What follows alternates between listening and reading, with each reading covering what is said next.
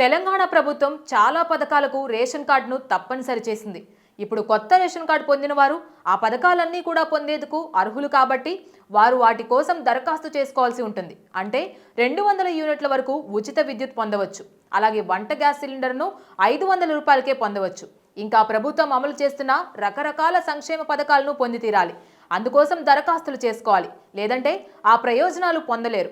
ఏం చేయాలో ఇప్పుడు చూద్దాం. కొత్త రేషన్ కార్డు లబ్ధిదారులు ఏం చేయాలంటే తమ దరఖాస్తులను గ్రామీణ ప్రాంతాలకు సంబంధించిన మండల పరిషత్ కార్యాలయాల్లో అంటే ఎంపీడీఓ ఆఫీసులో ఇవ్వాలి. అలాగే పట్టణాల్లోని మున్సిపల్ ఆఫీసుల్లో ఇవ్వచ్చు. మరి దరఖాస్తులు ఎక్కడ ఇస్తారు అనే డౌట్ కూడా రావచ్చు. మీరు ఉచిత విద్యుత్ కోసం గృహజ్యోతి స్కీమ్ కింద దరఖాస్తు చేయాలి. ఈ స్కీమ్ కింద దరఖాస్తు ప్రక్రియ ఆఫ్లైన్లో జరుగుతోంది.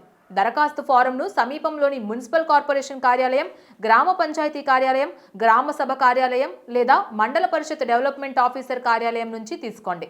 మీరు 500 రూపాయల సబ్సిడీ గ్యాస్ సిలిండర్ కోసం మహాలక్ష్మి స్కీమ్ కింద దరఖాస్తు చేయాలి.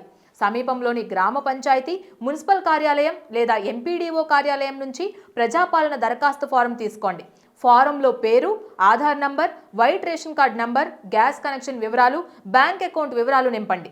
Aadhaar card, white ration card అలాగే గ్యాస్ కనెక్షన్ పత్రాలు జత చేయండి. ఫారంను అదే కార్యాలయంలో సమర్పించండి.